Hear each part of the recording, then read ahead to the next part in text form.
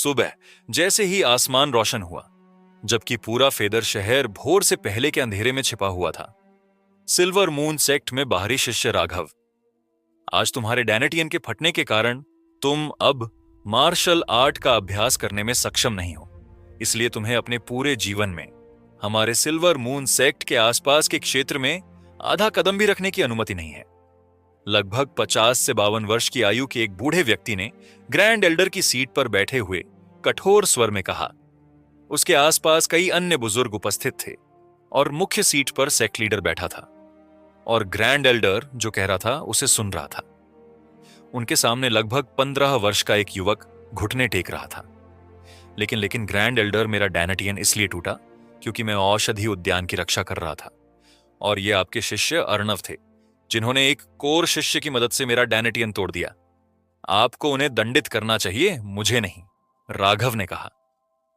चुप रहो, तुम अब एक लंगड़े हो, कचरे का एक टुकड़ा, और तुम अभी भी यहां रहने के लिए बहाने बनाने की हिम्मत करते हो, ग्रैंड एल्डर ने ठंडे स्वर में चिल्लाया। मैंने सेक्ट के लिए इतना कुछ किया और फिर भी सेक्ट मेरे साथ ऐसा व्यवहार कर रहा है, राघव ने अपने पूरे शरीर में दर्द महसूस करते हुए कहा। हमने तुम्हारे बारे में वो सब कुछ करने की कोशिश की है जो हम कर सकते थे और तुम अभी भी हमसे बहस करने की हिम्मत करते हो। सेक्ट लीडर ने तुम्हें पहले ही 3000 चांदी के सिक्के दे दिए हैं जो तुम्हारे लिए पहले से ही काफी अच्छे हैं। यह तीसरे बुजुर्ग थे जिन्होंने यह कहा।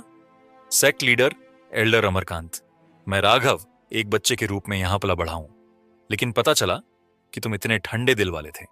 चूंकि यह ऐसा है तो मैं राघव आज से सिल्वर मून सेक्ट का हिस्सा नहीं हूं। यह कहने के बाद वह खड़ा हुआ और सेक्ट के बाहर की ओर चलने लगा। रुको, राघव रुका, मुड़ा और सिल्वर मून सेक्ट के कई अन्य बुजुर्गों सहित ग्रैंड एल्डर और सेक्ट लीडर के ठंडे चेहरे को देखा। अब क्या मुझे बताने के लिए अभी भी कुछ बचा है? राघव ने ठंडे स्वर में पूछा। ग्रैंड एल्डर ने कपड़े के एक टुकड़े की ओर इशारा किया जो ऐसा लग रहा था कि उसके अंदर कुछ छिपा हुआ है और कहा, तुम इन चांदी के सिक्कों को लेना भूल गए। इसे लो और चले जाओ, कोई जरूरत नहीं है, और चिंता मत करो, मैं अपने दम पर जीवित रह सकता हूं। लेकिन याद रखना, एक दिन मैं अपना बदला लेने के लिए निश्चित रूप से वापस आऊंगा। उसने यह कहा, मुड़ा और चला गया। जब वह जा रहा था तो उसने कई शिष्यों को उसकी ओर इशारा करते हुए और उसका मजाक उड़ाते हुए सुना। जल्दी करो और देखो, वह लंगड़ा राघव आ रहा है। बेकार चीज, देखो मैंने तुमसे कहा था कि इस घटना के बाद तुमको सेक्ट से बाहर निकाल दिया जाएगा। यह सुनकर उसने अपना हाथ भींच लिया और अपने दिल में शपथ ली कि अगर उसका डैनेटियन ठीक हो सकता है तो वह निश्चित रूप से एक दिन वापस आएगा और इस सेक्ट के इन निर्दयी शिष्यों और बुजुर्गों से अपना बदला लेगा। राघव 15 वर्ष की आयु में क्यूई कंडेंसेशन क्षेत्र के पहले चरण की ताकत के साथ सिल्वर मून सेक्ट का एक बाहरी कोट शिष्य था। उसे सेक्ट में एक प्रतिभाशाली माना जा सकता है। वह एक अनाथ था। 5वें बुजुर्ग शिवराज उसे सेक्ट में लाए थे जब वह बाहर थे और उसे सड़क पर भीख मांगते देखा था। उन्होंने पाया कि राघव में एक विशेषज्ञ बनने की प्रतिभा है, इसीलिए वह राघव को अपने साथ सेक्ट में वापस ले आए और उसे अपना उपनाम भी दिया। वह 5वें बुजुर्ग के मार्गदर्शन में एक अच्छा जीवन जी रहा था और सिल्वर मून सेक्ट को अपना घर मानता था। लेकिन एक दिन उसने 5वें बुजुर्ग शिवराज की मृत्यु की खबर सुनी। एक निश्चित औषधीय जड़ी बूटी प्राप्त करने के लिए 4थे रैंक के जादुई जानवर से लड़ते हुए बुजुर्ग शिवराज ने अपनी जान गंवा दी। 5वें बुजुर्ग की मृत्यु के बाद सेक्ट में उसका जीवन बहुत कठिन हो गया। उसने सेक्ट में अपनी स्थिति खो दी और उसे औषधीय उद्यान में जड़ी बूटियों की देखभाल करने के लिए नियुक्त किया गया। उसे अक्सर सेक्ट के मजबूत शिष्यों द्वारा धमकाया जाता था। इन सब के बाद भी उसने सेक्ट के लिए कड़ी मेहनत की क्योंकि इस सेक्ट ने उसे एक नया जीवन दिया था। कल वह अपना मिशन पूरा करने के लिए पहले रैंक के जादुई जानवर एक पहाड़ी भालू का शिकार करने के लिए ब्लैक क्लाउड फॉरेस्ट गया था। ब्लैक क्लाउड फॉरेस्ट से वापस आने और मिशन पूरा करने की रिपोर्ट करने के बाद जैसे ही उसने औषधीय उद्यान में प्रवेश किया, उसने ग्रैंड एल्डर के शिष्य अर्णव को देखा जो बॉडी टेम्पलिंग के 9वें चरण में था। औषधि उद्यान से एक उच्च श्रेणी की जड़ी बूटी चुरा रहा था। एक अन्य मध्यम आयु वर्ग का व्यक्ति उसके बगल में खड़ा था जो एक शक्तिशाली आभा दे रहा था। उसने उन्हें रोकने की कोशिश की, लेकिन इसके बजाय बुरी तरह पीटा गया, यहां तक कि उसका डैनेटियन भी नष्ट हो गया। न केवल उसका डैनेटियन, बल्कि कई कीमती औषधीय जड़ी बूटियां भी नष्ट हो गईं। वह अभी भी दर्द से पीड़ित था जब अचानक कानून प्रवर्तन शिष्य और बुजुर्ग आए और उसे रस्सी से बांधकर सेक्ट लीडर के सामने तक घसीटते हुए लाए। वहां अर्नव ने अपने गुरु ग्रैंड एल्डर की मदद से उसे फंसाया और उसे सेक्ट से बाहर निकाल दिया। या उसने सेक्ट लीडर और अन्य लोगों को सब कुछ समझाया भी, लेकिन फिर भी किसी ने उस पर विश्वास नहीं किया। उसे यह भी एहसास हुआ कि वहां उपस्थित हर कोई उसके खिलाफ था। अचानक उसे याद आया कि ग्रैंड एल्डर को 5वें बुजुर्ग शिवराज से कुछ शिकायतें थीं और वहां उपस्थित बुजुर्ग ग्रैंड एल्डर के खिलाफ जाने की हिम्मत नहीं करते थे। यहां तक कि सिल्वर मून सेक्ट के सेक्ट लीडर भी नहीं। उसने 6 साल तक अपनी सेक्ट की सेवा की, लेकिन उसके बाद भी उसे उसके सेक्ट के सदस्यों द्वारा बेरहमी से रौंद दिया गया और इसी वजह से वह सिल्वर मून सेक्ट के प्रति नफरत से भरा हुआ था। सेक्ट के शिष्यों ने उसका मजाक उड़ाने का आनंद लिया जब वह धीरे धीरे ब्लैक क्लाउड फॉरेस्ट की ओर चला गया। इस दुनिया में ताकत ही सब कुछ है। मजबूत शासन करते हैं, जबकि कमजोर डर में जीते हैं। ताकत हासिल करने के लिए लोग साधना करते हैं और मार्शल आर्ट का अभ्यास करते हैं। साधना को कई प्रमुख क्षेत्रों में विभाजित किया गया है और उन प्रमुख क्षेत्रों को आगे 9 छोटे चरणों में विभाजित किया गया है। एज़्योर ड्रैगन कंट्री में मौजूद कई संप्रदायों में से सिल्वर मून सेक्ट एक छोटा संप्रदाय था। यहां शिष्यों को कई श्रेणियों में विभाजित किया गया था। बाहरी कोट शिष्य, आंतरिक कोट शिष्य और कोर शिष्य वे शिष्य जिन्हें किसी बुजुर्ग या संप्रदाय नेता द्वारा स्वीकार किया जाता है। उन्हें प्रत्यक्ष शिष्य के रूप में भी जाना जाता है। जब 5वें बुजुर्ग शिवराज जीवित थे तब राघव एक प्रत्यक्ष शिष्य था, लेकिन उनकी मृत्यु के बाद उसे एक बाहरी कोट शिष्य के रूप में कम कर दिया गया और उसे औषधीय उद्यान में जड़ी बूटियों की देखभाल करने का काम दिया गया। वह ब्लैक क्लाउड फॉरेस्ट की ओर चलता है क्योंकि जंगल पार करने के बाद वह स्टार शहर पहुंच सकता है। अचानक उसने अपने शरीर के पीछे से एक ठंडक महसूस की। उसने जल्दी से बाईं ओर छलांग लगाई। एक धमाका हुआ जहां वह उस समय था। जब उसने अपना सिर उठाया तो उसने अर्नव को 3 अन्य शिष्यों के साथ उसकी ओर आते देखा। अर्नव, तुम क्या चाहते हो? राघव ने कहा। हे, मैं क्या चाहता हूं? मैं बस तुम्हें पीट कर थोड़ा मजा लेना चाहता हूं। यह कहने के बाद वह अचानक एक हथेली के हमले के साथ राघव की ओर दौड़ा। 100 सुई हथेली। आह, जंगल में एक युवक की चीख गूंज उठी। राघव इस हथेली के हमले से बचने में सक्षम नहीं था क्योंकि 2 कारण थे। पहला, वह पहले से ही घायल था और उसका डैनेटियन नष्ट हो गया था। दूसरा, अर्नव की गति बहुत तेज थी, उसने उसे बचने का मौका नहीं दिया। 100 सुई हथेली। अर्नव ने एक बार फिर उसकी छाती पर हमला किया। राघव को ऐसा लगा जैसे सैकड़ों सुइयां उसकी छाती में प्रवेश कर रही हों। वह पहले से ही गंभीर रूप से घायल था, लेकिन इस हमले के बाद और घायल हो गया। उसके घाव और भी गहरे हो गए। हे कचरा, पिटने के बाद कैसा लग रहा है? अर्नव ने जमीन पर पड़े युवक से पूछा। वरिष्ठ भाई, अर्नव, हमें इसे मार देना चाहिए। अर्नव के बगल में खड़े एक आदमी ने कहा। नहीं, अभी नहीं, मैं इसे धीरे धीरे यातना दूंगा। इसके शरीर के अंगों के कटने का दर्द महसूस करने दो। वरिष्ठ भाई सही हैं, अर्नव के साथ आए शिष्यों में से एक ने कहा और राघव के पेट में लात मारी। राघव उड़ गया।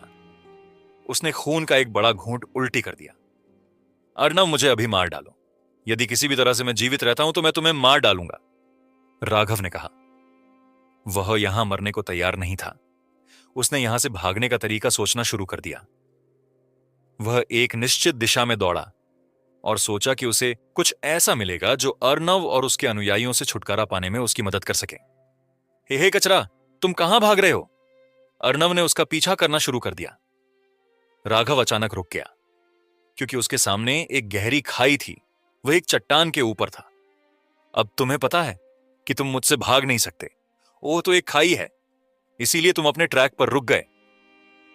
तुम भागने की हिम्मत करते हो, अब मरो। यह कहने के बाद अर्नव ने उसे लात मारी। वह उड़ गया और खाई में गिर गया। तुम, राघव ने अर्नव को देखा और कुछ कहना चाहता था, लेकिन उसकी दृष्टि धुंधली होने लगी और उसने अपनी चेतना खो दी। राघव, जिसने अपनी चेतना खो दी थी, पिच काले घास की मोटी परत पर गिर गया जो लगभग 5 मीटर ऊंची थी। उसके शरीर से खून बहने लगा। राघव के दिल से गहरा लाल खून टपक रहा था और पिच काली घास पर गिर रहा था। काली घास ने तुरंत अपना रंग बदल दिया और लाल रंग में रंग गई। वह अपनी आखिरी सांस पर था। अचानक एक बदलाव हुआ। घास पर एक काली रोशनी चमकी। जो खून पहले गिरा था वह वास्तव में उस काली गेंद में प्रवेश कर गया। ताजा खून सोखने के बाद वह काली गेंद अचानक कांपने लगी। कुछ समय बाद उसका रंग काले से बहुरंगी हो गया। अचानक बहुरंगी रोशनी की धाराएं सभी दिशाओं में निकल गईं। फिर काली गेंद, जो अब एक बहुरंगी गेंद थी, सीधे राघव के दिल में घुस गई, जैसे कि वह जीवित हो। काली गेंद राघव के दिल में प्रवेश कर गई और बहुरंगी ऊर्जा गेंद से बाहर निकल गई और उसके शरीर में विलीन होने लगी। इसके तुरंत बाद राघव का शरीर बहुरंगी रोशनी से चमकने लगा। बहुरंगी रोशनी अपने साथ घनी जीवन शक्ति लेकर आई और राघव की क्षतिग्रस्त मेरिडियन की मरम्मत करने लगी। जब इसने राघव की मेरिडियन की मरम्मत की तो बहुरंगी रोशनी उसकी मेरिडियन के माध्यम से उसके खून से गुजरी। उसके बाद इसने हड्डी और मज्जा को उन्नत करना शुरू कर दिया। उसकी हड्डी और मज्जा को उन्नत करने के बाद यह उसके डैनेटियन में प्रवेश कर गया। घनी जीवन शक्ति के साथ बहुरंगी प्रवेश करने के कारण उसका डैनेटियन भी ठीक होने लगा। उसकी मेरिडियन बदल गई और पहले से कहीं अधिक मजबूत हो गई। उसकी हड्डी और मज्जा शुद्ध और उन्नत हो गई और उसका डैनेटियन भी बहाल हो गया। जब यह सब हो गया तो बहुरंगी रोशनी उसके शरीर से गायब हो गई, जैसे कि वह कभी थी ही नहीं। उसके दिल में बहुरंगी गेंद भी अपने मूल रूप में वापस आ गई। एक काली गेंद बन गई। राघव के शरीर से काला तरल बह निकला। ये उसके शरीर में मौजूद अशुद्धियां थीं जो उसके शरीर से बाहर निकलने लगीं। धीरे धीरे राघव को अपनी चेतना वापस मिल जाती है। मैं जीवित हूं, मैं मरा नहीं, मैं अभी भी जीवित हूं। राघव जोर से हंसा। यह मेरा डैनेटियन, इसकी मरम्मत हो गई है। हा हा हा, अब मैं एक बार फिर साधना कर सकता हूं। अर्नव ग्रैंड एल्डर संप्रदाय नेता, तुम सब बस इंतजार करो। एक दिन मैं राघव वापस आऊंगा और अपना बदला लूंगा। लेकिन कैसे? मेरे डैनेटियन की मरम्मत कैसे हुई और मेरी मेरिडियन यह सब ठीक हो गया है और पहले से कहीं अधिक मजबूत भी है। राघव ने अपनी आध्यात्मिक ऊर्जा से अपने शरीर के अंदर जांच करना शुरू कर दिया। अचानक उसने अपने दिल में कुछ देखा। या मेरे दिल में यह क्या है? एक गेंद नहीं, ये एक मोती जैसा दिखता है। और इस पर उकेरी गई ये तस्वीर क्या है? आकाश गंगा की एक तस्वीर। मुझे नहीं पता, इसे अभी के लिए रहने दो। लेकिन यह मोती वास्तव में क्या है? क्या इसने मेरे डैनेटियन और मेरिडियन की मरम्मत की? यदि ऐसा है तो यह निश्चित रूप से एक खजाना है। राघव ने अपनी आध्यात्मिक ऊर्जा से मोती को छुआ और अचानक उसे अपनी आंखें धुंधली महसूस हुईं।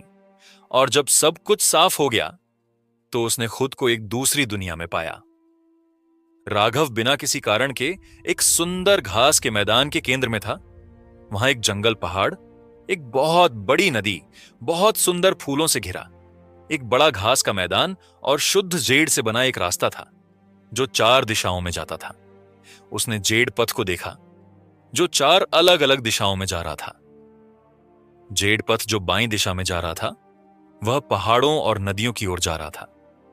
जेड पथ जो दाईं दिशा में जा रहा था वह घने जंगल की ओर जा रहा था।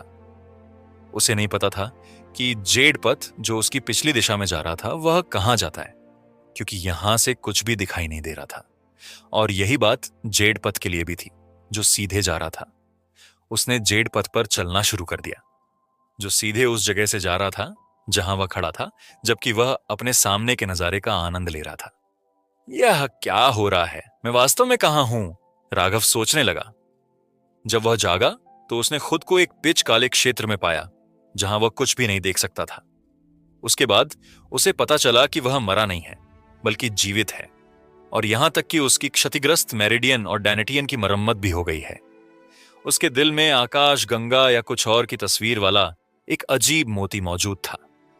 जब उसने अपनी आध्यात्मिक ऊर्जा से इसकी जांच करने की कोशिश की तो वह किसी तरह इस अजीब दुनिया में आ गया। जब वह अभी भी सोच रहा था, अचानक उसके दिमाग में एक जानकारी उभरी। स्वर्गीय मोती। स्वर्गीय मोती, यह क्या है? क्या यह उस मोती का नाम है जो मेरे दिल के अंदर है? क्या यह स्वर्गीय मोती के अंदर की दुनिया है? मैं यहां कैसे आया और मैं बाहर कैसे जा सकता हूं? ये वे सवाल थे जिनके बारे में उसने अपने दिल के अंदर के मोती का नाम जानने के बाद सोचना शुरू कर दिया। वह लगभग 2 से 3 घंटे तक जेड पथ पर चला और फिर उसने सड़क के अंत में एक 9 मंजिला शिवालय देखा। वह 9 मंजिला शिवालय के सामने चला गया और देखा कि शिवालय के द्वार के बाईं ओर लगभग 1 मीटर ऊंचा एक पत्थर का खंभा था। पत्थर के खंभे के ऊपर एक हाथ के निशान की छवि थी। जब उसने हाथ के निशान की छवि देखी तो उसने देखा कि ऊंचाई, लंबाई और यहां तक कि मोटाई भी उसके अपने हाथ के समान है। क्या मुझे इस हाथ के निशान की छवि पर अपना हाथ रखना होगा? इसके बारे में सोचने के बाद उसने अपना हाथ उस जगह पर रखा जहां हाथ के निशान की छवि थी और फिर एक बदलाव हुआ। उसे अपने दिमाग में बड़ी मात्रा में जानकारी रिसती हुई महसूस हुई और उसके दिमाग में एक आवाज गूंज उठी। स्वर्गीय मोती के उत्तराधिकारी स्वर्ग पर शासन करने के लिए नियत हैं। चूंकि तुम स्वर्गीय मोती के उत्तराधिकारी हो, इसलिए आज से तुम अपनी मेहनत से अपना भाग्य बनाओगे। तुम्हें किसी के सामने अपना सिर झुकाने की अनुमति नहीं है। तुम अपने और अपने भाग्य के स्वामी हो, याद रखना। किसी को भी तुम्हें नीचा देखने का अधिकार नहीं है, किसी को भी नहीं, यहां तक कि स्वर्ग को भी नहीं। किसी को भी मुझे नीचा देखने का अधिकार नहीं है, यहां तक कि स्वर्ग को भी नहीं। राघव ने इस वाक्यांश को बुदबुदाया और उसका खून उबलने लगा। उसकी आंखें चमक उठीं और उसने आकाश की ओर देखते हुए जोर से कहा, हां, मैं राघव अपने भाग्य और स्वयं का स्वामी हूं। किसी को भी मुझे नीचा देखने का अधिकार नहीं है और किसी को भी मार्शल आर्ट के शिखर की ओर चलने के मेरे रास्ते में खड़े होने का अधिकार नहीं है। यदि राक्षस मेरे रास्ते को अवरुद्ध करते हैं तो मैं राक्षस को हजारों टुकड़ों में काट दूंगा। यदि देवता मेरे रास्ते को अवरुद्ध करते हैं तो मैं देवताओं को मार डालूंगा, और यदि स्वर्ग मेरे रास्ते को अवरुद्ध करता है तो मैं राघव स्वर्ग को नष्ट कर दूंगा। उसके बाद वह शांत हो गया और अचानक उसे दरवाजे के खुलने की आवाज सुनाई दी। चुर्र। उसने दरवाजे की ओर देखा और उसकी ओर चलने लगा। जब वह 9 मंजिला शिवालय के दरवाजे के सामने पहुंचा तो वह रुक गया और उसके अंदर देखा, वहां केवल अंधेरा था। क्या मुझे अंदर जाना चाहिए या नहीं? वह इसके बारे में सोचता है और फिर एक निर्णय लेता है। इसे भूल जाओ। चूंकि मैं स्वर्गीय मोती का उत्तराधिकारी हूं, इसलिए मैं इसकी जांच करूंगा। उसने एक कदम आगे बढ़ाया और दरवाजे को पार करते हुए 9 मंजिला शिवालय की पहली मंजिल में प्रवेश किया। अंदर प्रवेश करने के बाद उसने अपनी आंखें बंद कर लीं, क्योंकि अचानक उसके सामने रोशनी चमकी। कुछ सांसों के बाद उसने अपनी आंखें खोलीं और देखा कि इस मंजिल पर एक कड़ाही को छोड़कर कुछ नहीं था। कड़ाही के चारों ओर एक अजगर चक्कर लगा रहा था। राघव धीरे धीरे कड़ाही की ओर चला और जैसे ही वह कड़ाही को छूने वाला था, उसके दिमाग में एक बार फिर बड़ी मात्रा में जानकारी चमकी। जानकारी के माध्यम से उसे पता चला कि 9 मंजिला शिवालय की पहली मंजिल पर बाहर की तुलना में समय धीरे धीरे बहता है। यहां 3 दिन बाहर के 1 दिन के बराबर हैं। दूसरे शब्दों में, यहां समय बाहर की तुलना में 31 के अनुपात में बहता है। यह जानने के बाद वह बहुत खुश हुआ। इस टॉवर की मदद से वह बाहरी दुनिया की तुलना में कई गुना तेजी से साधना कर सकता है और यहां की आध्यात्मिक ऊर्जा बाहर की तुलना में बहुत घनी है। और यहां से प्राप्त जानकारी के माध्यम से राघव को पता चला कि मंजिल के बीच में मौजूद कड़ाही में 3 प्रकार की यादें संग्रहित हैं और वह इन यादों को अपनी यादों के रूप में उपयोग कर सकता है। उसने जल्दी से कड़ाही का ढक्कन खोला और 3 अलग अलग बाधाओं के अंदर 3 प्रकार की चमकीली रोशनी देखी। उसने जो जानकारी प्राप्त की उससे वह जानता था कि एक बाधा से घिरी लाल रंग की चमकीली रोशनी में एक प्राचीन औषधि देवता द्वारा औषधि निर्माण की यादें हैं। एक बाधा से घिरी नीले रंग की चमकीली रोशनी में एक प्राचीन रचना देवता द्वारा रचनाओं के बारे में यादें हैं और अंत में एक बाधा से घिरी बैंगनी रंग की चमकीली रोशनी में एक प्राचीन हथियार, परिशोधन देवता के हथियार परिशोधन के बारे में यादें हैं। और प्राचीन देवताओं की यादों के अलावा वहां एक और चीज मौजूद थी और वह ड्रैगन कड़ाही के स्थान में तैरती रोशनी की एक छोटी गेंद थी। राघव को कड़ाही के स्थान में तैरती रोशनी की उस छोटी गेंद के बारे में कोई जानकारी नहीं मिली, इसलिए वह रोशनी की इस छोटी गेंद के बारे में थोड़ा उलझन में था। थोड़ी देर सोचने के बाद उसने सावधानी से अपना हाथ रोशनी की छोटी गेंद की ओर बढ़ाया। जिस क्षण उसकी उंगलियों ने रोशनी की गेंद को छुआ, राघव को ऐसा लगा जैसे उसका सिर खुलने वाला हो, क्योंकि उसके दिमाग में भारी मात्रा में जानकारी आ गई। राघव की इच्छा शक्ति के बावजूद वह अपने दोनों हाथों से अपने सिर को पकड़ने से खुद को रोक नहीं सका। दर्द काफी देर तक बना रहा और फिर राघव के दिमाग में कुछ अतिरिक्त दिखाई दिया। ध्यान से पढ़ने के बाद राघव को एहसास हुआ कि उसके दिमाग में जो चीज दिखाई दी वह एक साधना विधि थी, जिसे नौ ड्रैगन यूनिवर्सल सर्कुलेशन तकनीक कहा जाता था। इस दुनिया को एज्योर स्काई कॉन्टिनेंट के रूप में भी जाना जाता था, जो साधना की दुनिया थी, जहां हर कोई मार्शल आर्ट का अभ्यास करता था और खुद को मजबूत बनाने के लिए स्वर्ग और पृथ्वी की ऊर्जा को अवशोषित करने पर निर्भर था। किसी के अपने उपयोग के लिए स्वर्ग और पृथ्वी की ऊर्जा को अवशोषित करने के तरीके को साधना विधि कहा जाता था।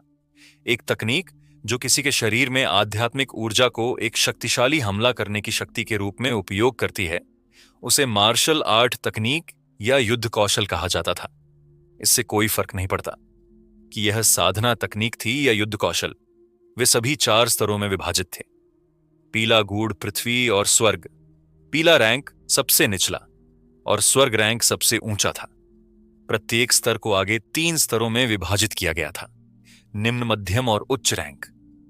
जब महाद्वीप पर सभी साधना विधियां साधना के एक निश्चित स्तर पर पहुंच जाती हैं और शरीर में आध्यात्मिक ऊर्जा पूरी तरह से जमा हो जाती है, तो वे प्रसारित हो सकते हैं और आध्यात्मिक ऊर्जा की बेड़ियों को तोड़ सकते हैं और फिर वे स्तर बढ़ा सकते हैं। राघव को नहीं पता था कि 9 ड्रैगन यूनिवर्सल सर्कुलेशन तकनीक को किस स्तर का माना जा सकता है। नहीं इस पर कुछ लिखा था, इसमें केवल विधि और इसका उपयोग कैसे किया जा सकता है, इसका उल्लेख किया गया था। 9 ड्रैगन यूनिवर्सल सर्कुलेशन तकनीक में कुल 9 परतें थीं। जब कोई 9 ड्रैगन यूनिवर्सल सर्कुलेशन तकनीक की पहली परत की साधना करता है, तो वह अपनी चेतना के सागर में एक सच्चा अजगर बना सकता है और अजगर की क्षमताओं को अपनी क्षमताओं के रूप में भी उपयोग कर सकता है। जब कोई 9 ड्रैगन यूनिवर्सल सर्कुलेशन तकनीक की पहली परत को चरम पर ले जाता है, तो वह टूट सकता है और अपनी चेतना के सागर में दूसरा अजगर बना सकता है और फिर 9 ड्रैगन यूनिवर्सल सर्कुलेशन तकनीक की दूसरी परत की साधना करने में सक्षम होगा। 9 ड्रैगन यूनिवर्सल सर्कुलेशन तकनीक की साधना करने से किस प्रकार का अजगर बन सकता है, यह किसी के भाग्य पर निर्भर करता है। यह एक शक्तिशाली अजगर हो सकता है और यह एक बेकार अजगर भी हो सकता है। 9 ड्रैगन यूनिवर्सल सर्कुलेशन तकनीक में साधना में कोई बाधा नहीं थी, जिसका मतलब यह भी था कि उसकी साधना को स्थिर करने का कारण चाहे कुछ भी हो, इस साधना विधि से सब ठीक था। इस साधना विधि के बारे में पढ़ने के बाद राघव तुरंत परमानंदित हो गया। उसे कभी नहीं पता था कि एक दिन उसे इस तरह की साधना तकनीक मिल सकती है। उसने यह भी सोचा कि 9 ड्रैगन यूनिवर्सल सर्कुलेशन तकनीक एक अफवाह वाला पौराणिक अमर स्तर की तकनीक है, जो स्वर्ग स्तर की तकनीकों से एक स्तर ऊपर है। गहरी सांस लेते हुए उसने अपनी उत्तेजना को दबाने की कोशिश की। अर्नव द्वारा अपमानित किए जाने और सिल्वर मून सेक्ट से बाहर निकाले जाने के बाद उसे अंततः ताकत का महत्व समझ में आ गया।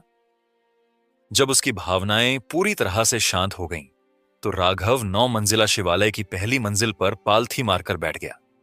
उसके हाथ धीरे धीरे 9 ड्रैगन यूनिवर्सल सर्कुलेशन तकनीक के निर्देशों के अनुसार मोहरें बना रहे थे।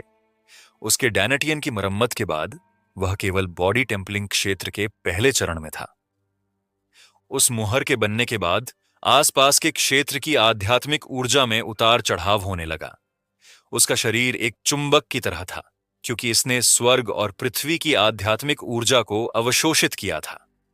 जब स्वर्ग और पृथ्वी की आध्यात्मिक ऊर्जा उसके शरीर में प्रवेश करती है, तो यह उसकी मेरिडियन का अनुसरण करती है और एक नदी की तरह उसके डैनेटियन में बहती है, जिसे समुद्र ने निगल लिया।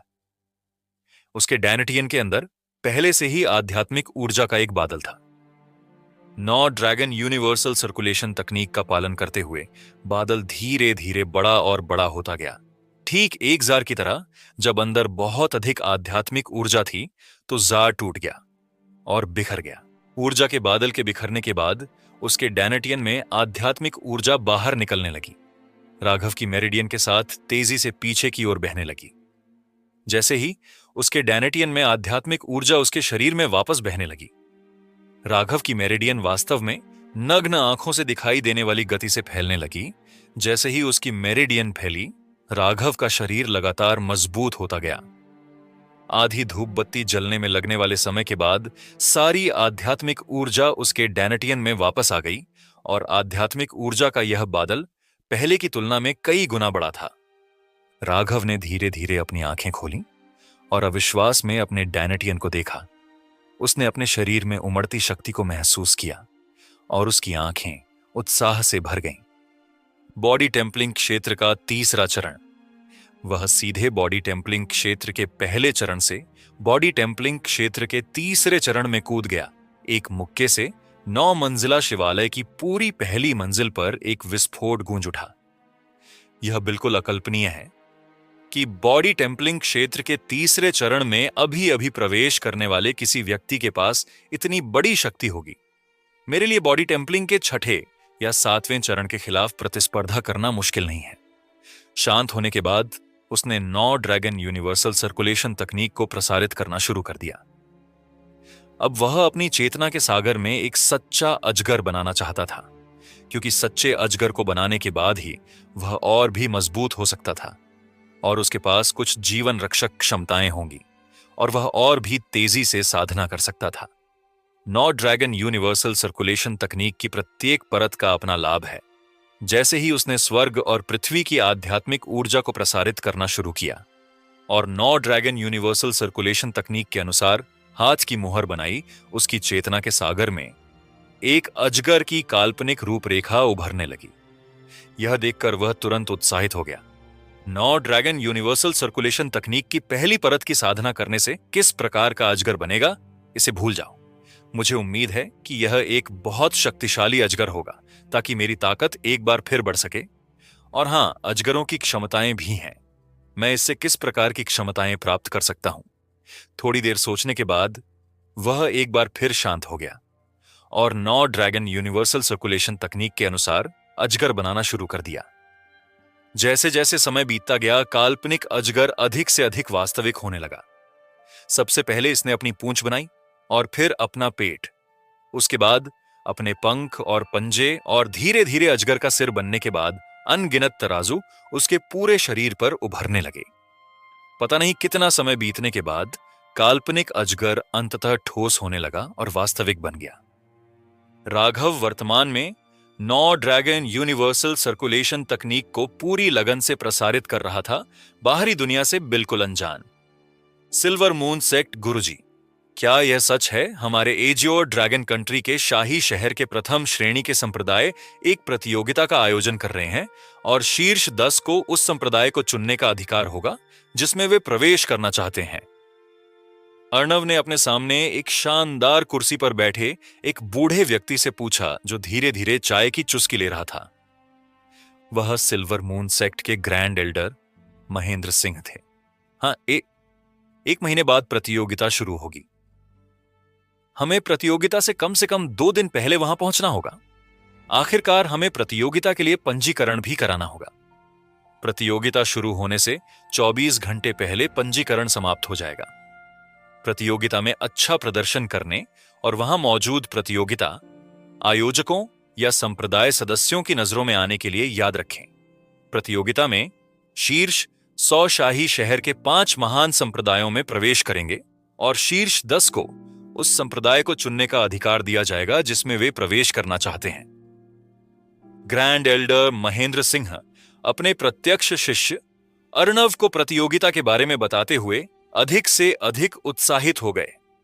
हां गुरुजी, मैं निश्चित रूप से प्रतियोगिता में शीर्ष 10 में आऊंगा।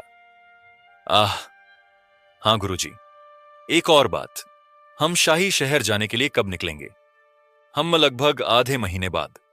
हम अपने सिल्वर मून सेक्ट के 9 अन्य उत्कृष्ट शिष्यों के साथ उड़ने वाले जादुई जानवर पर अपने संप्रदाय से प्रस्थान करेंगे। शाही शहर पहुंचने में लगभग 10 दिन लगेंगे।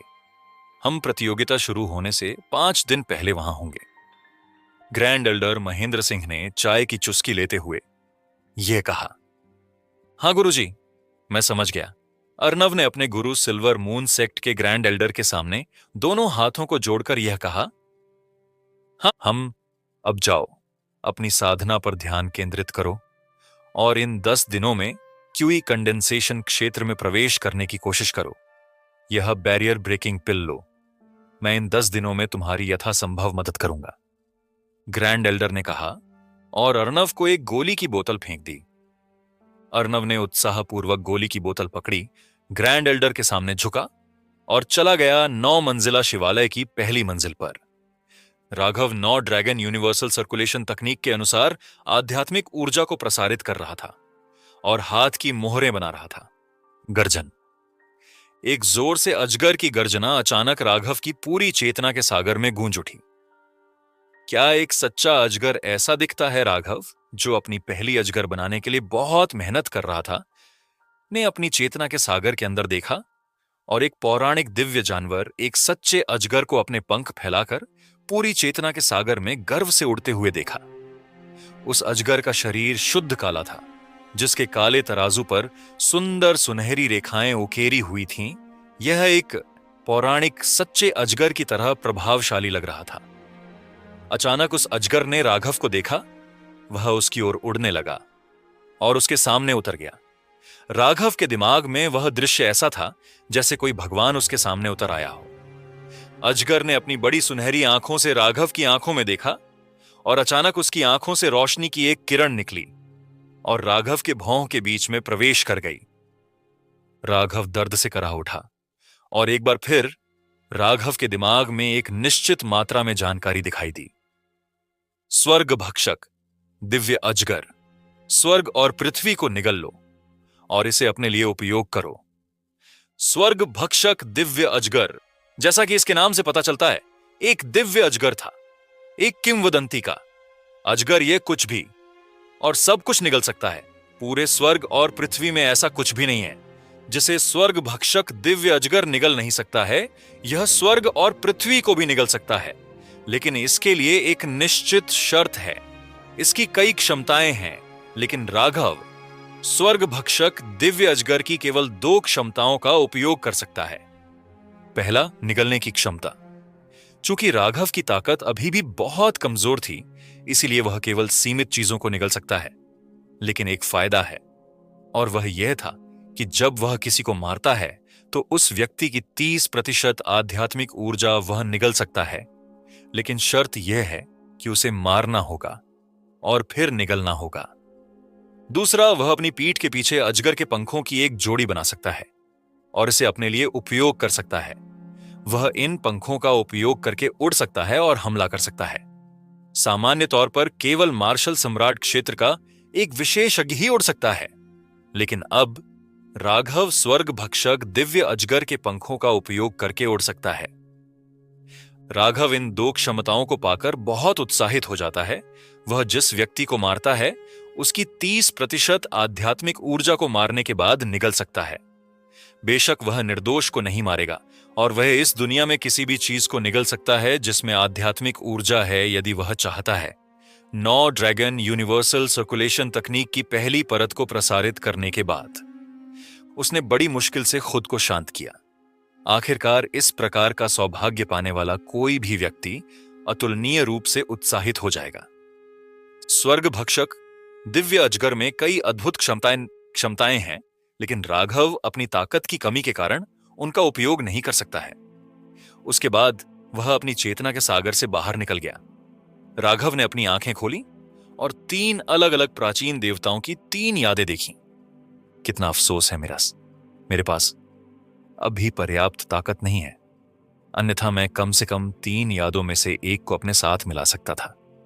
9 मंजिला शिवालय की पहली मंजिल पर आने के बाद उसे जो जानकारी मिली, उससे वह जानता था कि यदि वह 3 प्राचीन देवताओं की यादें प्राप्त करना चाहता है तो उसे अवरोध खोलने के लिए पर्याप्त ताकत की आवश्यकता होगी। प्राचीन औषधि देवता की यादों के अवरोध को खोलने के लिए उसे कम से कम क्यूई संघनन क्षेत्र के पहले चरण की ताकत की आवश्यकता थी।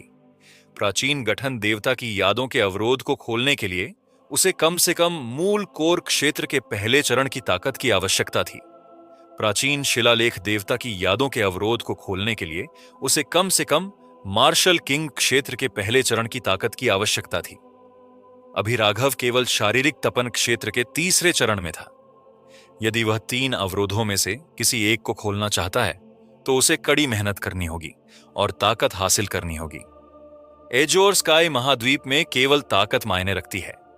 आपकी पहचान कितनी भी महान क्यों ना हो, यदि आपके पास ताकत नहीं है तो आपकी एकमात्र नियति मजबूत लोगों द्वारा कुचले जाना होगा। हां, यह एक अलग मामला है यदि आपके पास पर्याप्त ताकत नहीं है लेकिन आपके पीछे एक शक्तिशाली समर्थक है। राघव ने निराशा में अपना सिर हिलाया और 9 मंजिला शिवालय से बाहर निकल गया। एक बार फिर उसके सामने एक विशाल और सुंदर दुनिया दिखाई दी।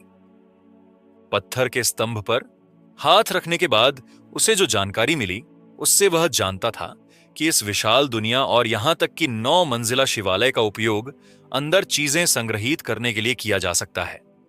वह स्वर्गीय मोती की दुनिया में एक जादुई जानवर भी पाल सकता है। वह जड़ी बूटियां लगा सकता है और उन्हें पाल सकता है, और यहां तक कि स्वर्गीय मोती के अंदर की दुनिया में उन्हें आगे भी पुण्य उत्पन्न कर सकता है।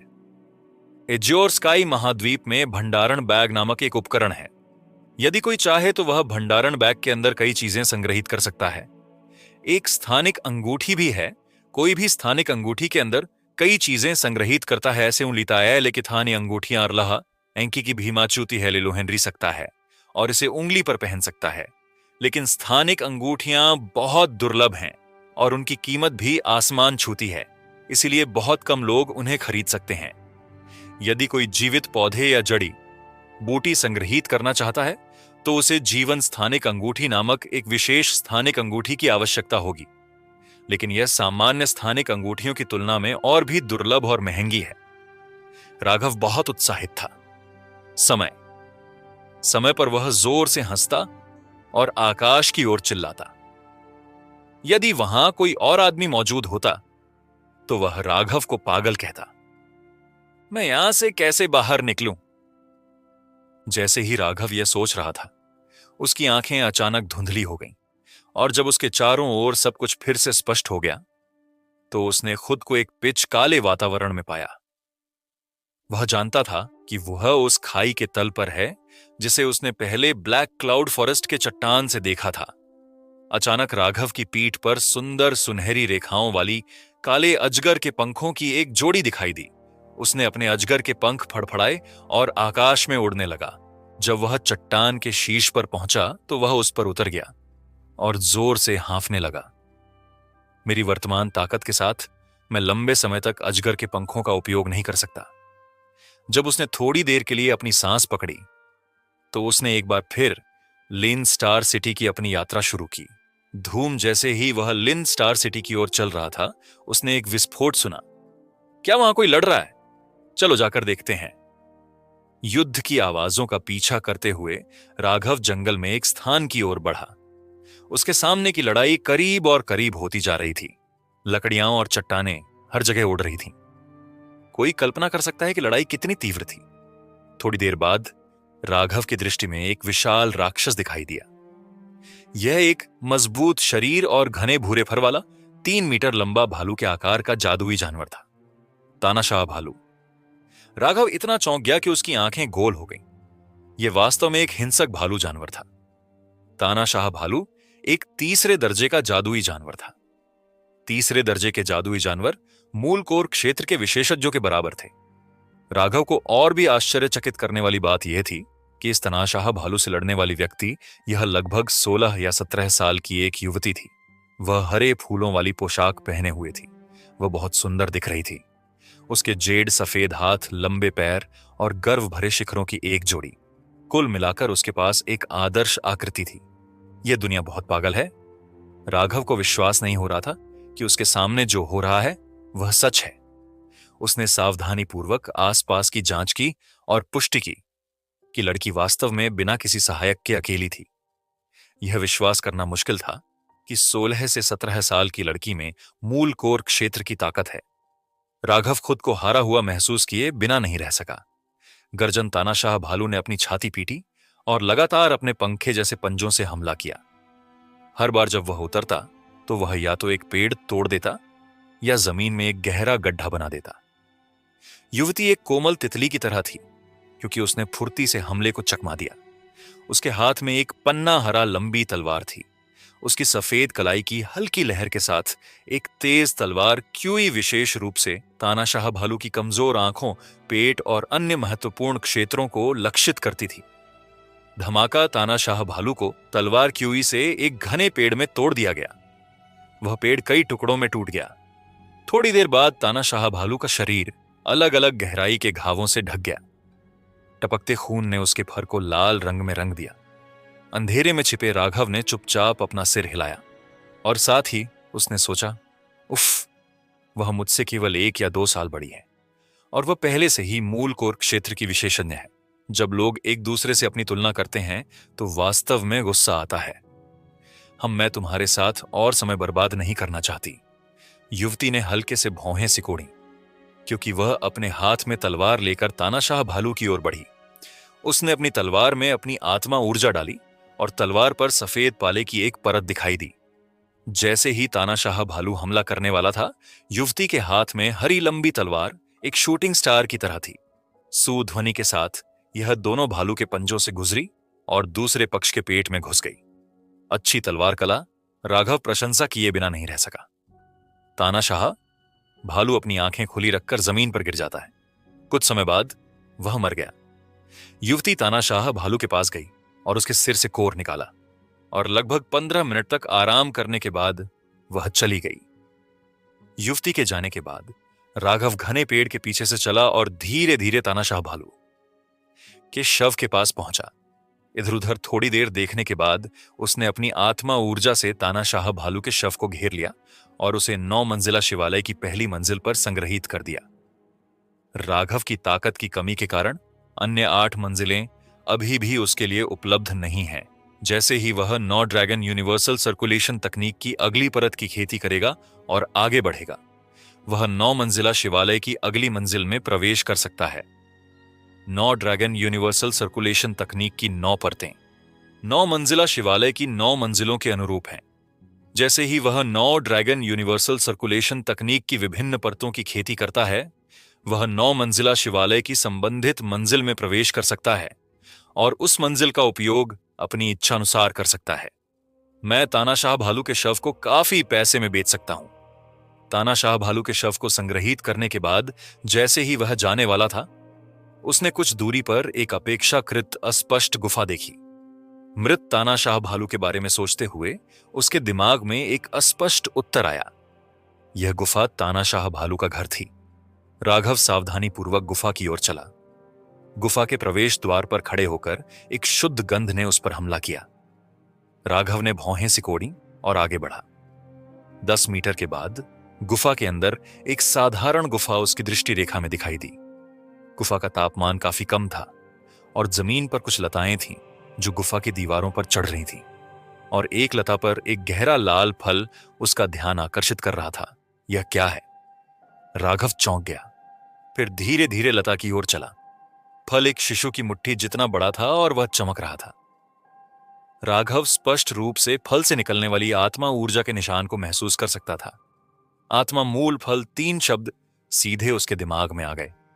उसे आत्मा मूल फल की उपस्थिति धुंधली रूप से याद आई जब उसने सिल्वर मून सेक्ट के औषधि उद्यान में जड़ी बूटियों की देखभाल करना शुरू किया, तो उसने एक बार इस आत्मा मूल फल को औषधि उद्यान में देखा था। राघव वर्तमान में केवल शारीरिक तपन क्षेत्र के 3रे चरण में था।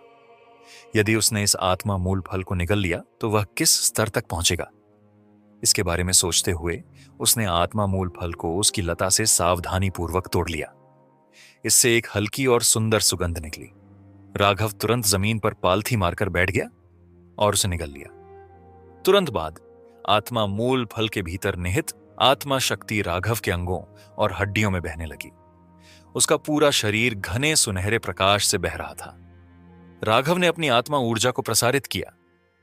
फल की ऊर्जा के आत्मा सार को उसके शरीर में बहने, अवशोषित और परिष्कृत होने के लिए निर्देशित किया। मैं लापरवाह था। राघव को अचानक महसूस हुआ कि उसका शरीर आत्मा मूल फल की ऊर्जा से फटने वाला है। यह फल कुछ ऐसा था जिसे केवल क्यूई संघनन चरण के कृषक खाने की हिम्मत करते थे, लेकिन राघव ने अपने शारीरिक तपन क्षेत्र के 3रे चरण के साथ बिना पलक झपकाए इसे निगल लिया। उसने जल्दबाजी में नौ ड्रैगन यूनिवर्सल सर्कुलेशन तकनीक की पहली परत को प्रसारित करना शुरू कर दिया। कुछ समय बाद ही उसका दर्द कम होने लगा। गर्जन उसकी चेतना के सागर के भीतर से एक अजगर की गर्जना सुनाई दी और आत्मा मूल फल से निकलने वाली सभी आत्मा ऊर्जा को स्वर्ग भक्षक दिव्य अजगर ने निगल लिया। कुछ समय बाद स्वर्ग भक्षक दिव्य अजगर द्वारा निगली गई। वे सभी आत्मा ऊर्जाएं दिव्य अजगर द्वारा धीरे धीरे उसके शरीर में डाली जाने लगी और उसने इसे धीरे धीरे अवशोषित करना शुरू कर दिया। कुछ समय बाद धूम शारीरिक तपन क्षेत्र का चौथा चरण, शारीरिक तपन क्षेत्र का पांचवां चरण, शारीरिक तपन क्षेत्र का छठा चरण, पता नहीं कितना समय बीत चुका है, वह लगातार आगे बढ़ता रहा और शारीरिक तपन के चरम पर पहुंचने के बाद ही रुका। शारीरिक तपन क्षेत्र का नौवां चरण राघव तुरंत उत्साहित हो गया। वह एक ही छलांग में शारीरिक तपन क्षेत्र के तीसरे चरण से शारीरिक तपन क्षेत्र के 9वें चरण तक पहुंच गया। एक अकेले आत्मा मूल फल ने उसकी ताकत को इतने कम समय में इतनी बड़ी मात्रा में बढ़ने दिया। इसके अलावा राघव अभी भी महसूस कर सकता था कि उसका शरीर पहले की तुलना में बहुत मजबूत हो गया है। अब उसके पास क्यूई संघनन क्षेत्र के दूसरे चरण के कृषक से लड़ने का आत्मविश्वास है। राघव वहां और अधिक नहीं रुका। वह उठा और स्टार सिटी की ओर चल दिया। पूरे 3 दिन चलने के बाद उसने ब्लैक क्लाउड फॉरेस्ट को पार किया और स्टार सिटी पहुंचा। जैसे ही राघव शहर के गेट से गुजरा और शहर में प्रवेश किया, थोड़ी देर पूछने के बाद वह एक दिशा की ओर चल दिया। लगभग 15 मिनट चलने के बाद राघव एक बड़ी इमारत के सामने रुक गया। खजाना संग्रहण मंडप। राघव के सामने की आलीशान इमारत खूबसूरती से सजी हुई थी और इसने स्टार सिटी के सबसे अच्छे क्षेत्र पर कब्जा कर लिया। सिर्फ एक नजर से कोई भी बता सकता है कि यह सामान्य शक्ति के तहत एक व्यवसाय नहीं था। राघव बड़े कदमों से अंदर चला गया। खजाना संग्रहण मंडप एज्योर ड्रैगन कंट्री में एक दुर्जेय शक्ति के तहत एक व्यवसाय है और एज्योर ड्रैगन कंट्री के तहत हर शहर में शाखाएं हैं। खजाने को इकट्ठा करने के अलावा खजाना संग्रहण मंडप कई खजाने भी बेचता है। अतिथि, क्या मैं जान सकता हूं कि आपको कुछ चाहिए? राघव ने अभी खजाना संग्रहण मंडप में प्रवेश किया था कि एक परिचारक उससे मिलने के लिए आगे बढ़ा और परिचारक ने एक पेशेवर मुस्कान दिखाई। मैं तीसरे दर्जे के जादुई जानवर का शव बेचना चाहता हूं, राघव ने खजाना संग्रहण मंडप के परिचारक से कहा। तीसरे दर्जे के जादुई जानवर का शव बेचें। परिचारक ने राघव को सिर हिलाया और उसे खजाना संग्रहण मंडप की दूसरी मंजिल पर चलने के लिए लाया और राघव को एक काउंटर के सामने खड़ा कर दिया। अतिथि, आप क्या बेच रहे हैं? काउंटर के सामने शांत अभिव्यक्ति और भावहीन चेहरे वाला एक मध्यम आयु वर्ग का व्यक्ति खड़ा था। क्यूई संघनन क्षेत्र का 5वां चरण।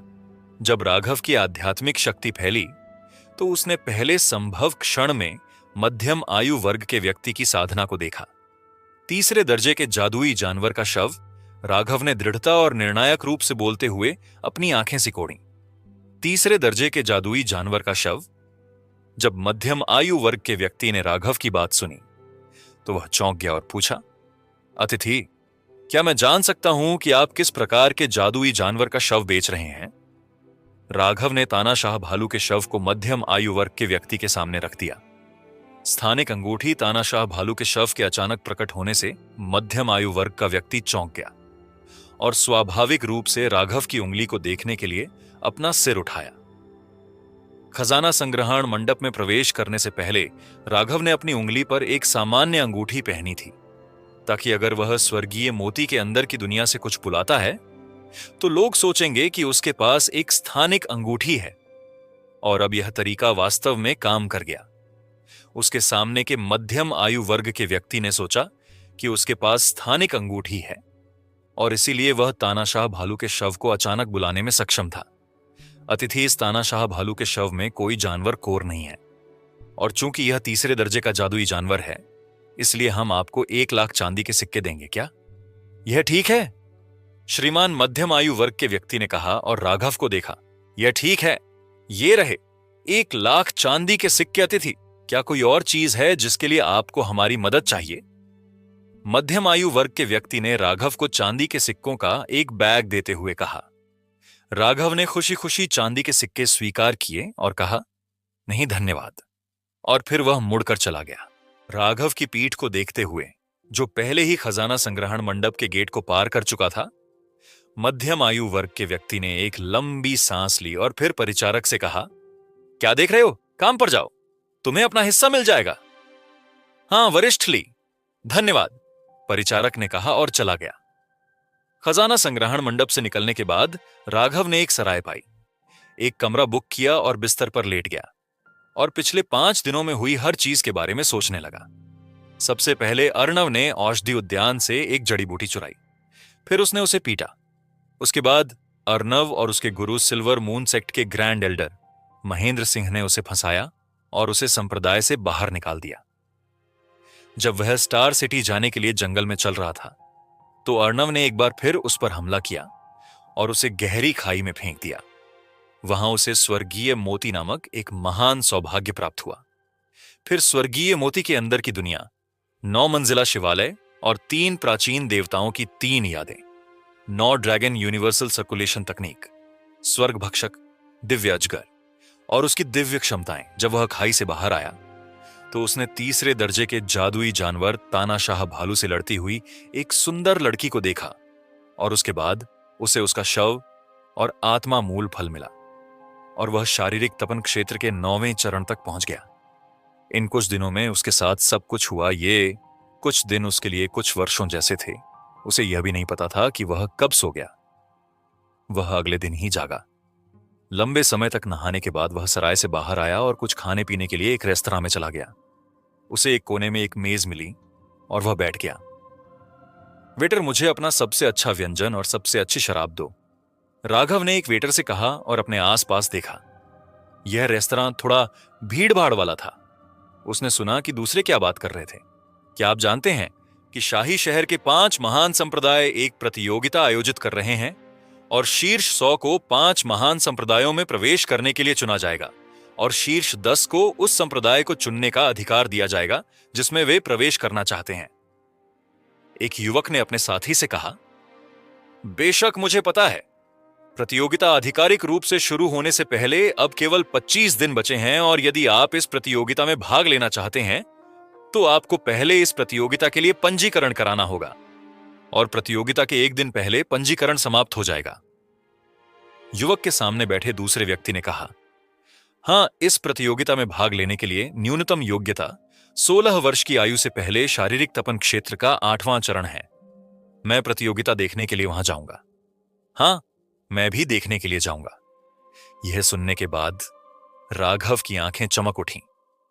5 महान संप्रदायों द्वारा आयोजित एक प्रतियोगिता जहां 100 संप्रदाय में प्रवेश करेंगे और शीर्ष 10 को उस संप्रदाय को चुनने का अधिकार दिया जाएगा जिसमें वे प्रवेश करना चाहते हैं। मैं निश्चित रूप से इस प्रतियोगिता में भाग लूंगा। अगर मैं अपनी ताकत जल्दी बढ़ाना चाहता हूं तो मुझे 5 महान संप्रदायों में से एक में प्रवेश करना होगा। राघव ने सोचा और अपने व्यंजन खाने लगा। राघव को अभी भी जंगल में वह लड़की और उसकी ताकत याद है। लगभग 16 या 17 साल की उम्र में वह पहले से ही मूल कोर क्षेत्र की विशेषज्ञ है और वह राघव जिसके पास 16 साल का होने से पहले केवल 1 महीना बचा है, केवल शारीरिक तपन क्षेत्र के 9वें चरण की ताकत है। उफ, मुझे जल्द से जल्द अपनी ताकत बढ़ाने की जरूरत है। एक लंबी आह भरने के बाद उसने वेटर को खाए और पिए गए व्यंजनों और शराब का बिल चुकाया और रेस्तरां से निकल गया। वह सड़क पर घूम रहा था जब उसे लोगों का एक समूह मिला। उस समूह में कुछ भी दिलचस्प नहीं था। यह सिर्फ इतना है कि वे एक नीलामी के बारे में बात कर रहे थे। अरे, क्या आप जानते हैं कि 3 दिन में कश्यप परिवार के नीलामी घर में एक नीलामी आयोजित की जाएगी?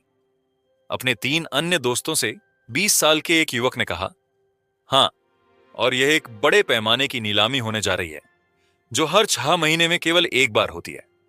उस युवक से पहले, जिसकी त्वचा कुछ हद तक काली है, ने कहा, कश्यप परिवार का नीलामी घर। राघव अचानक दिलचस्पी लेने लगा।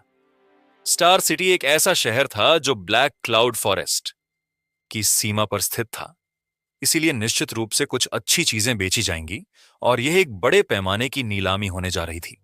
शायद कुछ चीजें जिनमें उसकी दिलचस्पी होगी नीलामी के दौरान दिखाई देंगी। फिर वह उन लोगों के सामने गया और एक युवक से विनम्र स्वर में पूछा, भाई, क्या मैं यह जान सकता हूं यदि मैं कश्यप परिवार के नीलामी घर की नीलामी में भाग लेना चाहता हूं, मुझे क्या करना चाहिए? राघव सीधे मुद्दे पर आया और साथ ही उसे कुछ चांदी के सिक्के दिए। युवक की आंखें चमक उठीं। चांदी को दूर रखने के बाद उसने जल्दबाजी में कहा, आपने सही व्यक्ति से पूछा है। कश्यप परिवार के नीलामी घर की नीलामी में प्रवेश शुल्क के 2 ग्रेड हैं। पहला बोली लगाने का अधिकार प्राप्त करने और हॉल में एक सीट पर बैठने के लिए 100 चांदी के सिक्के खर्च करें। दूसरा बोली लगाने का अधिकार प्राप्त करने के लिए 10,000 चांदी के सिक्के खर्च करें और कश्यप परिवार आपको एक निजी कमरा और सबसे व्यापक सेवा प्रदान करेगा। सिर्फ एक सामान्य सीट के लिए 100 चांदी के सिक्के आवश्यकता होती है। राघव की आंखें थोड़ी सी कोड़ी। वह हैरान था और उस निजी कमरे के लिए वास्तव में 10,000 चांदी की आवश्यकता होती है। एक छोटे परिवार के लिए उनका मासिक भत्ता 10,000 चांदी है और यहां कश्यप परिवार के नीलामी घर में केवल एक निजी कमरे का शुल्क 10,000 चांदी है। धन्यवाद भाई। राघव ने युवक की ओर हाथ जोड़े और चला गया। कुछ समय बाद वह उस सराय के सामने पहुंचा जहां वह ठहरा हुआ था और सीधे अपने कमरे में चला गया। वह अपने बिस्तर पर बैठ गया और बड़बड़ाने लगा, अगर मुझे यह पता होता तो मैं सिल्वर मून सेक्ट से बाहर निकालने से पहले संप्रदाय नेता द्वारा मुझे दिए जा रहे 3,000 चांदी के सिक्के ले लेता। मुझे इन 3 दिनों में कुछ पैसे कमाने का तरीका सोचना होगा, अन्यथा मैं 3 दिन बाद नीलामी में कुछ भी नहीं खरीद पाऊंगा। थोड़ी देर सोचने के बाद भी वह कोई संभावित तरीका नहीं सोच सका जिसके माध्यम से वह कुछ पैसे कमा सके। चलो पहले स्वर्गीय मोती के अंदर की दुनिया में प्रवेश करते हैं, शायद वहां मुझे कुछ ऐसा मिल जाए जिसकी कीमत कुछ पैसे हो। यह सोचते हुए वह स्वर्गीय मोती के अंदर की दुनिया में प्रवेश कर गया और जिस कमरे में वह था उससे गायब हो गया। राघव एक बार फिर स्वर्गीय मोती के अंदर की दुनिया में आ गया। उसके सामने सुंदर घास का मैदान था जो कई प्रकार के सुंदर फूलों से ढका था। दाईं ओर कुछ दूरी पर घने और लंबे पेड़ों वाला एक जंगल था और घास के मैदान के बाईं ओर कुछ दूरी पर पहाड़ और नदियां थीं। घास के मैदान के बीच से एक जेड पथ था जो हर दिशा में जाता है। पिछली बार जब वह यहां आया था तो उसने जेड पथ चुना था जो 9 मंजिला शिवालय की ओर जाता था, जो घास के मैदान से सीधा पथ था। इस बार वह घास के मैदान के बाईं ओर चुनता है और जेड पथ पर चलना शुरू कर देता है जो पहाड़ों और नदियों की ओर जाता है। उसे जो बात चौंकाने वाली थी वह यह थी कि नदी में आत्मा ऊर्जा की सांद्रता बाहरी दुनिया की तुलना में कम से कम 5 गुना अधिक थी। उसने आसपास देखा, कुछ ऐसा खोज रहा था जो उसे नदी पार करने में मदद कर सके। वह पहाड़ पर जाना चाहता था। उसके दिल में कुछ उम्मीद थी कि शायद पहाड़ों में उसे कुछ दुर्लभ अयस्क या कुछ ऐसा मिल जाए। नदी के दूसरी ओर सैकड़ों पहाड़ थे। थोड़ी देर खोजने के बाद भी उसे कुछ ऐसा नहीं मिला जिससे वह नदी पार कर सके। जैसे ही वह निराशा में जाने वाला था, अचानक उसकी नजर एक सूखे मोटे पेड़ के तने पर पड़ी। उसके दिमाग में एक विचार आया और वह पेड़ के मोटे तने के बगल में आया और उसे चाकू से काटना शुरू कर दिया। वह चाकू एक मध्यम स्तर का सामान्य हथियार था जो उसे उसके गुरु सिल्वर मून सेक्ट के 5वें एल्डर अमरकांत ने दिया था। उसे उस तने से नाव बनाने में लगभग पूरा 1 दिन लग गया। उसने उस नाव को खिसकाया और नाव को नदी में ले गया। सब कुछ हो जाने के बाद उसने नाव को नदी में चलाना शुरू कर दिया। रास्ते में उसे पानी की कई बड़ी लहरों का सामना करना पड़ा, लेकिन फिर भी किसी तरह राघव ने बड़ी मुश्किल से नदी पार की।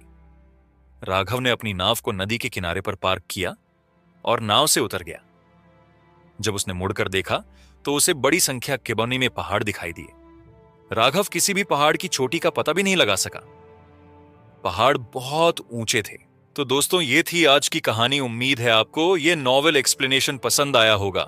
अगर आप किसी और नॉवेल को सुनना चाहते हैं या किसी कहानी के बारे में जानना चाहते हैं तो कृपया हमें कमेंट सेक्शन में बताएं। हम आपके लिए और भी रोमांचक और मनोरंजक कहानियां लाते रहेंगे। हमारे चैनल एफएस नोवेल एक्सप्लेनर को सब्सक्राइब करना न भूलें और बेल आइकॉन को दबाएं ताकि आप हमारी कोई भी वीडियो मिस ना करें। और हां, अगले एपिसोड के लिए तैयार रहें क्योंकि कहानी में अभी और भी ट्विस्ट और टर्न आने बाकी हैं। मिलते हैं अगली कहानी में, तब तक के लिए अलविदा।